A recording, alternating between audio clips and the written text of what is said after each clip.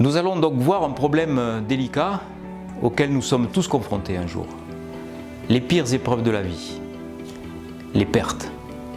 La perte d'un être cher, qui est peut-être la pire des épreuves que l'on rencontre dans une vie, la perte de son animal favori, la perte de son métier, la ruine, la perte affective aussi, sans que ce soit la mort qui emporte l'être cher.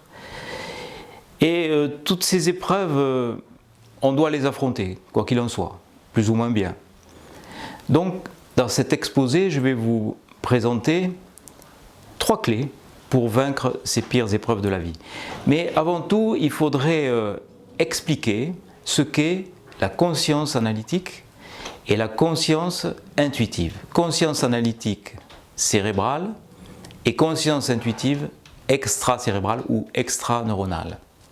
C'est le concept que je propose dans mes écrits et dans mes conférences, et c'est ce concept qui permet de vaincre les pires épreuves de la vie, ou en tout cas d'aider à vaincre les pires épreuves de la vie.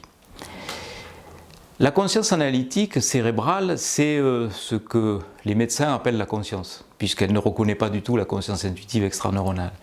La conscience analytique cérébrale, elle est reliée à nos 5 sens, que ce soit la vision, l'audition, le toucher, l'olfaction. Ces 5 sens nous relient au monde extérieur.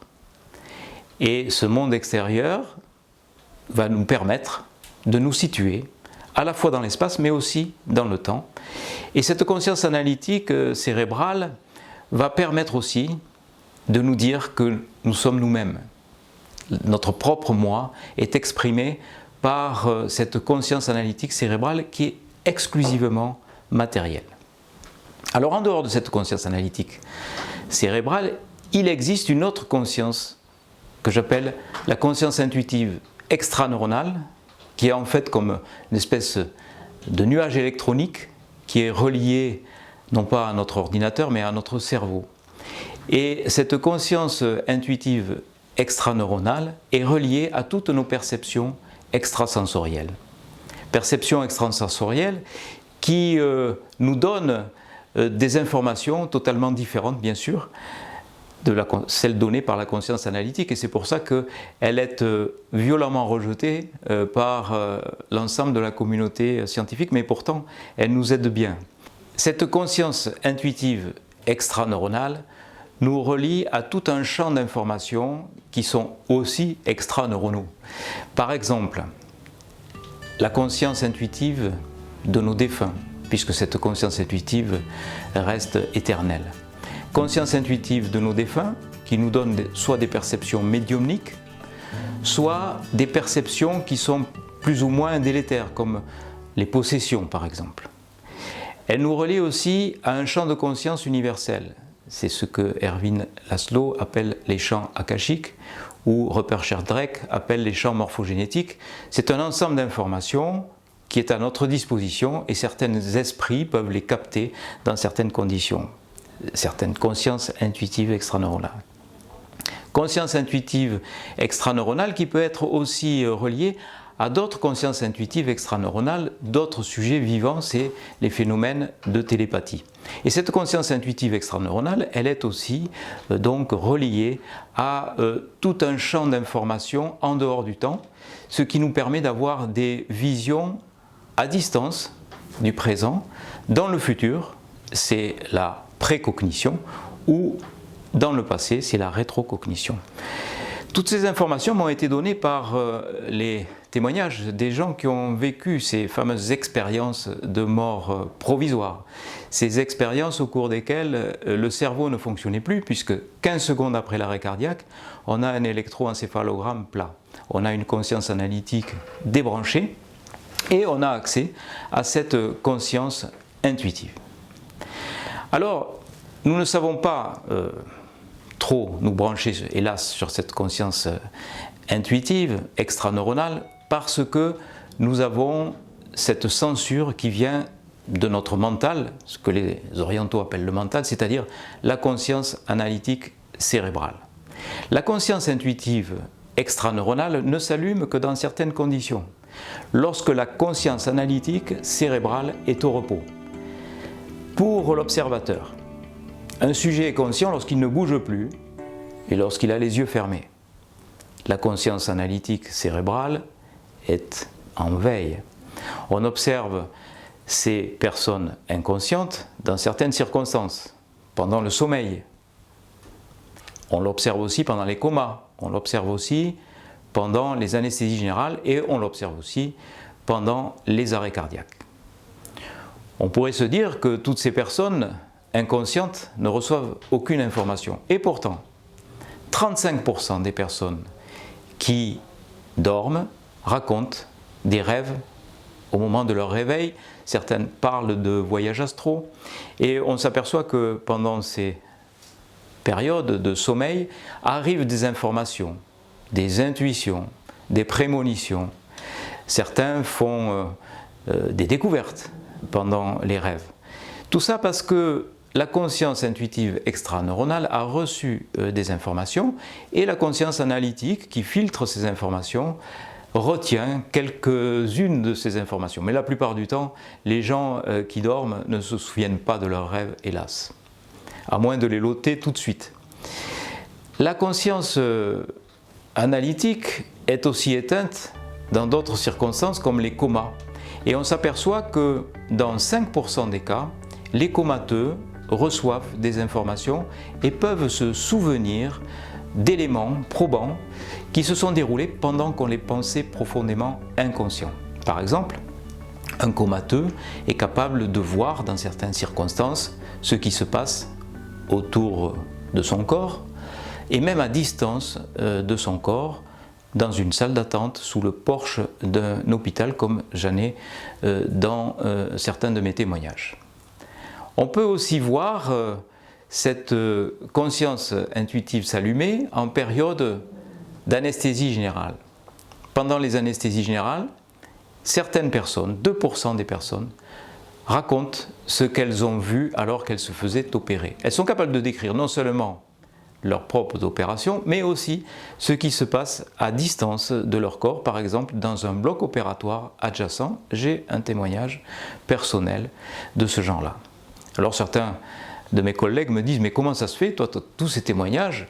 Et moi, j'en ai aucun depuis tout ce temps que j'exerce mon métier. Il se trouve que bon, les gens commencent à me connaître, savoir ce que je fais et se confient plus volontiers, en sachant qu'il y a une écoute et une ouverture d'esprit, sans jeu de mots, pour recueillir toutes ces informations. Et puis enfin, pendant les arrêts cardiaques. Pendant les arrêts cardiaques, c'est là où on a le plus d'expérience de ce qui se passe autour du corps, alors que le cerveau, cette fois-ci, pour le coup, ne fonctionne plus du tout. Pendant le sommeil, il fonctionne un petit peu, pendant les comas aussi, pendant l'anesthésie générale aussi, mais pendant l'arrêt cardiaque, je le répète, au bout de 15 secondes d'arrêt cardiaque, on a un électroencéphalogramme plat, on a une mort clinique. Donc là, on est sûr d'avoir une conscience analytique qui est totalement éteinte.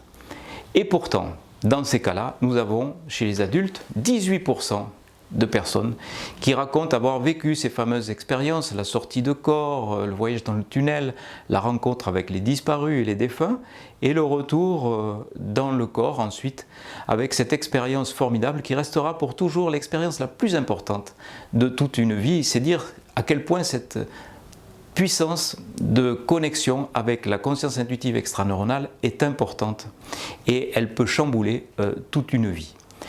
Donc voilà comment se présente la conscience. Et voilà un petit peu comment on peut tirer profit de cette modélisation. Cette modélisation qui a été quand même reconnue par la médecine, puisqu'il se trouve que j'ai dirigé une thèse de doctorat en médecine, j'en ai dirigé plusieurs, sur les expériences de mort provisoire. Mais cette fois-ci, nous avons fait une thèse avec cet étudiant en médecine qui est devenu docteur en médecine grâce à cette thèse, qui s'appelle le docteur François Lallier. Il a étudié 118 cas de personnes qui avaient vécu un arrêt cardiaque et il a trouvé 18 personnes qui avaient vécu une expérience de mort provisoire. Ce qui est intéressant, c'est que dans cette thèse de doctorat en médecine, pour la première fois à ma connaissance, c'est déroulé récemment, le 15 décembre 2014, il a été suggéré que toutes ces expériences s'expliqueraient par l'éveil d'une conscience extra-neuronale, c'est-à-dire une conscience totalement dissociée de la matière. Jusqu'à présent, la médecine ne voyait que l'hypothèse que d'un cerveau qui fabriquait de la conscience. Et bien là, dans cette thèse de doctorat en médecine, nous avons suggéré cette hypothèse, donc vous voyez que ça avance quand même dans le bon sens et dans le sens de cette progression de conscience totalement délocalisée. Il est vrai que Eccles, le premier, en avait parlé, prix Nobel de médecine, lui avait étudié ce qui se passait au niveau des synapses, il a développé les neuromédiateurs et la théorie des neuromédiateurs, il a reçu en 1963 le prix Nobel de médecine pour ça, et il avait parlé, le premier, de cette conscience délocalisée. Mais là, nous allons un petit peu plus loin en disant que cette conscience délocalisée peut être reliée à d'autres sources d'informations, les informations issues des consciences intuitives des défunts, des vivants aussi dans la télépathie et aussi dans ce champ de conscience universel. Et tout ça peut nous aider pour affronter les pires épreuves de la vie. C'est ce que nous allons voir maintenant. La conscience analytique est une fonction qui nous permet d'analyser tout, comme son nom l'indique. Donc on va analyser le temps, on va analyser l'espace et on va analyser sa propre position dans le temps et dans l'espace, en ayant la perception d'être soi-même. Voilà la définition de la conscience analytique. Malheureusement, c'est cette conscience analytique qui nous joue des tours dans les pires épreuves de la vie. À commencer par la perte d'un être cher, je crois que c'est la pire des épreuves, celle-ci. Alors il n'y a pas vraiment de hiérarchie dans les épreuves, parce qu'il y a des gens qui seront très malheureux pour certaines choses, et puis d'autres beaucoup moins. Certain individu qui perd sa belle-mère, il sera peut-être plus content que si on érape sa voiture, par exemple. Donc tout est relatif. Mais la perte d'un être cher est globalement reconnue comme étant la pire des épreuves qu'on ait à traverser. Alors, tout de suite, que va-t-il se passer? Dès l'annonce du décès, nous avons notre conscience analytique cérébrale qui va rentrer en fonction. On va se dire, que se passe-t-il au niveau de ma propre personne? Que va-t-il se passer après la disparition de cette personne? Par rapport au temps. Dans le futur, ce seront les angoisses du futur. Que vais-je devenir sans lui ou sans elle? Par rapport au passé, ça sera toute la nostalgie. Je ne connaîtrai plus ces moments-là avec lui ou avec elle. La représentation sociale. Que vais-je représenter par rapport aux autres sans lui ou sans elle? Bref, on le voit, toutes ces interrogations et toutes ces douleurs sont axées sur l'analyse de sa propre situation. Elles ne sont pas du tout axées sur la perte de l'être cher en tant que telle. C'est-à-dire que la personne qui va de l'autre côté, sa conscience intuitive extra-cérébrale, sera déconnectée, sera en pleine expansion de conscience et sera capable de communiquer des informations, sera capable de nous accompagner. Et nous, il faudrait savoir, je dis il faudrait savoir, moi le premier je pleure, c'est bien normal, on pleure sur ses propres manques, mais en sachant que c'est surtout sur nos propres manques que nous pleurons, déjà c'est un soulagement en quelque sorte. Nous savons que c'est notre conscience analytique qui nous joue des tours et c'est cette conscience analytique qui nous fait pleurer sur nous-mêmes et sur nos manques. Il faudrait pouvoir se débrancher de sa conscience analytique pour se brancher sur sa conscience intuitive extraneuronale afin d'être relié à la conscience intuitive de celui ou celle qui est parti de l'autre côté, l'accompagner avec tout l'amour que l'on peut avoir pour que la personne soit aussi libérée.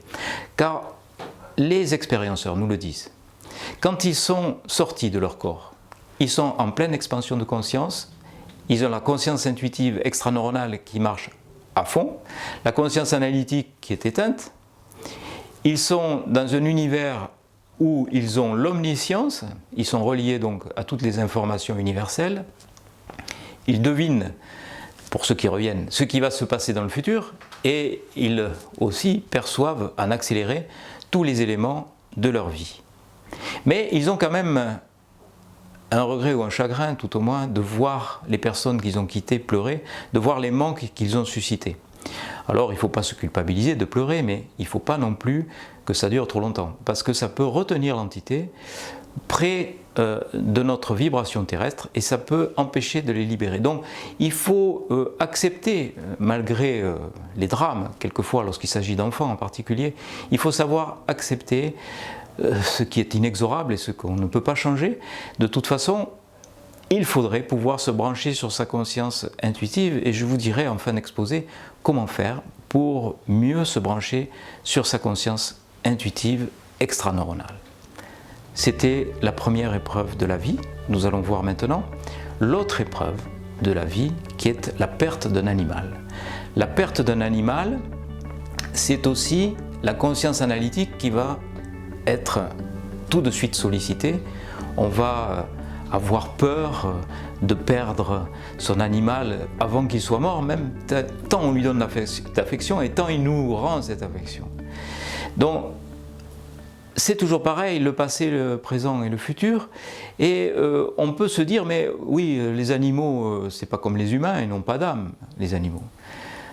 Je ne pense pas. Les animaux ont aussi une conscience intuitive extraneuronale, et il suffit d'interroger certains médiums pour le savoir. Quelquefois, il y a des signes de reconnaissance avec des médiums qui nous disent que l'entité se présente avec son chien décédé, par exemple, alors que le médium ignorait totalement que le chien appartenait à l'entité en question. Donc tout ça, ce sont des signes de reconnaissance qui nous font dire que oui, l'animal a une conscience intuitive peut-être plus développée même que la nôtre.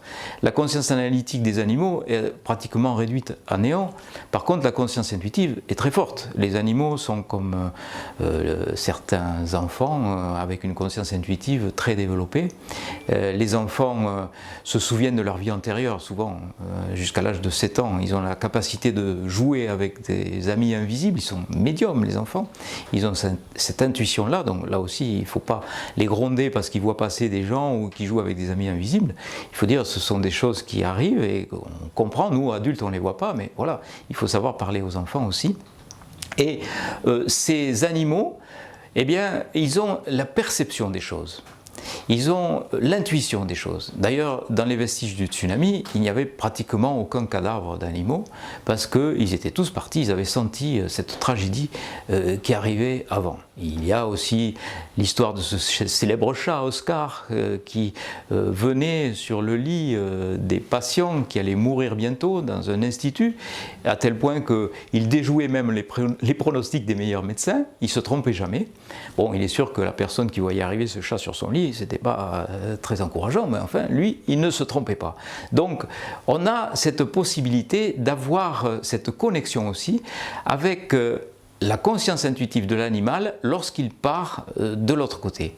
Et il ne faut pas s'en priver, il faut prier aussi pour les animaux, il faut les accompagner dans l'au-delà et savoir que nous-mêmes, quand nous serons de l'autre côté, eh ben, ils sauront aussi nous accueillir et nous accompagner.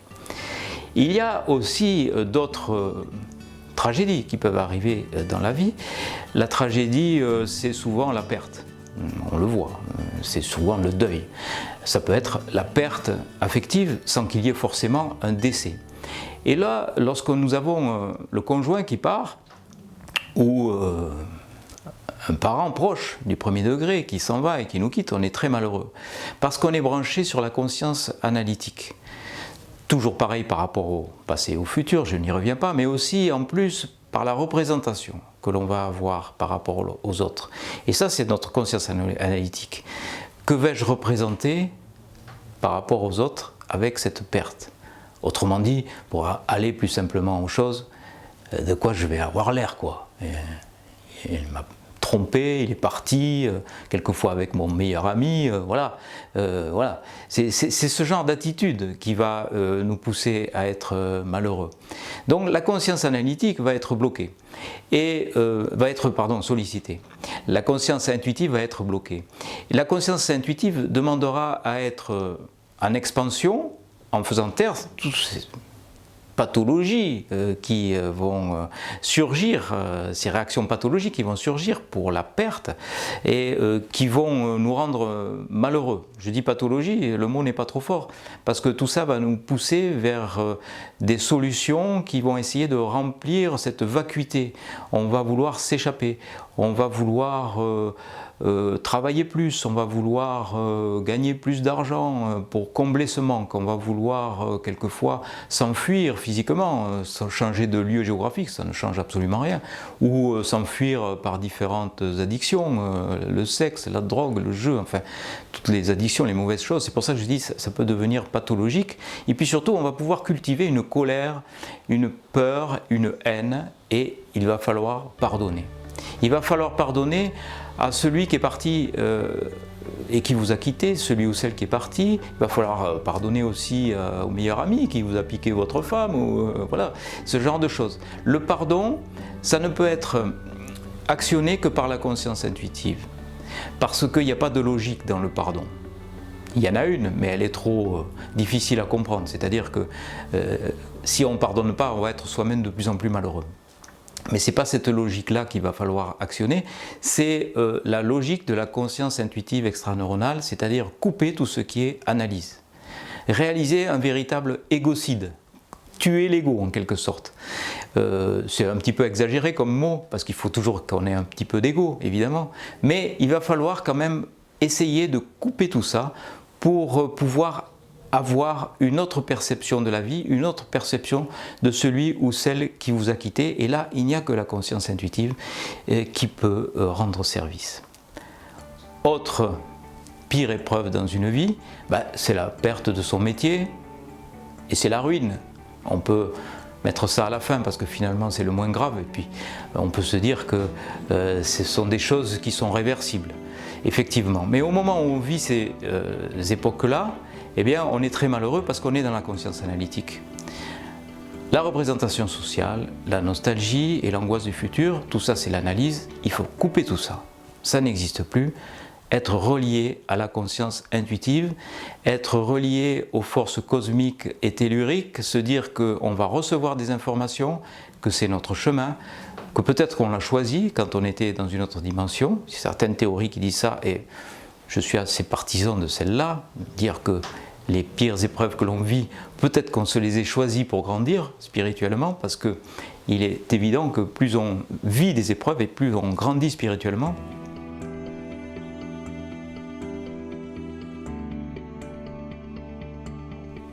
Donc ça peut être l'occasion d'avoir l'ouverture d'autres chemins de vie qui nous sont parfois pas imposés, mais qui nous sont guidés. On nous guide sur d'autres routes parce que la route qu'on avait prise était la mauvaise. Donc on peut changer de métier, on peut être ruiné et rebondir.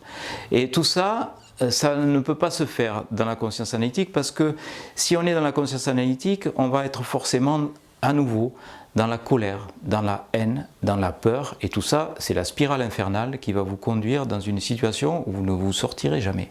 Donc pour essayer de retrouver un boulot, pour essayer de retrouver une position sociale et un statut, il faut aussi savoir se couper de la conscience analytique pour être relié à la conscience intuitive. On a fait un petit peu le tour. Vous allez me dire, c'est bien beau, mais comment on fait pour être coupé de cette conscience analytique ? Alors, il y a divers livres, il y a diverses techniques pour couper cette conscience analytique. C'est simplement le fait d'être dans la méditation. Être dans la méditation, c'est une méthode personnelle, avant tout. Il y a des guides qui permettent de vous mettre et de vous aligner sur cette logique de méditation, mais ça doit être avant tout quelque chose de personnel. En ce qui me concerne, quand je médite, je suis dans une situation particulière. Dès qu'une idée arrive dans mon cerveau, dans ma conscience analytique cérébrale, je n'essaye pas de la chasser, je la laisse passer. Et pour être dans cette situation-là, il faut être dans une situation de détente profonde. Mais ça, on ne sait pas le faire. Dans nos sociétés occidentales modernes, on ne sait pas se poser. Et il faudrait savoir se poser au moins 10 minutes tous les jours. Savoir s'asseoir quelque part, dans un lieu calme.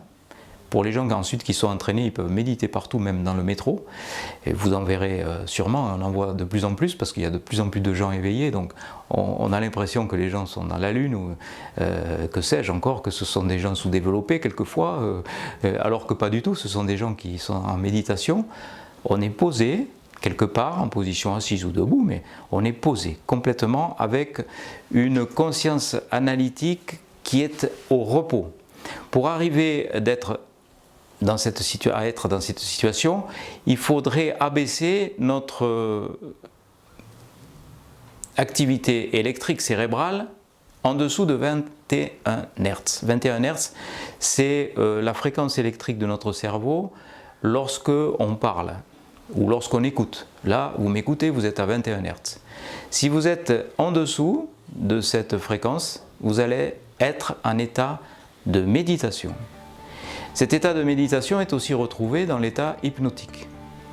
Cet état de méditation va vous permettre de recueillir des informations. Vous ne les triez pas. Ces informations vont arriver à vous comme des nuages dans un ciel bleu défilent lorsqu'il y a du vent. Vous êtes là, vous les laissez passer. Vous avez des idées qui arrivent. Vous venez de perdre un être cher par exemple. La nostalgie tout de suite va arriver. La nostalgie et les angoisses du futur. Vous laissez passer. Vous ne jugez pas. Vous ne fixez pas. La méditation, ça doit être ça. La conscience intuitive extraneuronale arrive en dessous de 21 Hz. Il ne faut surtout pas penser, réfléchir, analyser. L'analyse, c'est le poison de notre conscience intuitive extraneuronale. Et c'est pour ça que très peu de gens qui ont fait beaucoup d'études sont capables d'être branchés sur leur conscience intuitive extraneuronale parce qu'ils analysent tout, forcément. Ils vont avoir une information qui va arriver, ils vont juger, analyser cette information. Il faut la laisser passer. Vous laissez passer, vous laissez passer. C'est un entraînement à avoir. Il peut être accompagné de méthodes de respiration relaxante, en particulier je pense à la respiration abdominale. Au lieu de soulever votre thorax, vous laissez votre ventre se remplir d'air doucement. C'est la meilleure façon d'abaisser votre fréquence cérébrale en dessous de 21 Hz. Nous avons donc passé en revue les pires épreuves de la vie, comment les traiter en bloquant cette conscience analytique cérébrale pour pouvoir éveiller la conscience intuitive extraneuronale. Chacun va trouver sa méthode pour essayer de ne plus analyser les choses, de ne plus analyser les informations lorsqu'elles vous arrivent au cerveau. Les 3 clés sont donc celles-ci. Première clé, comprendre que nous avons une conscience analytique cérébrale, que cette conscience est bien formatée et elle est indissociable de la matière, qu'elle peut s'éteindre.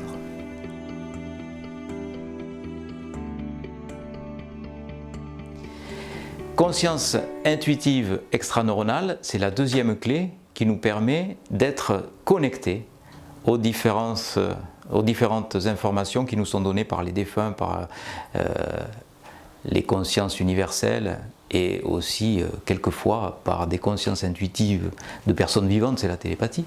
Donc savoir éveiller cette conscience intuitive.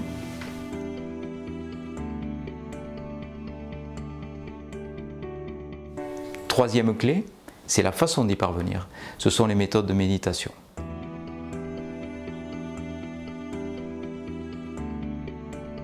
Donc voilà, je répète, première clé, la conscience analytique.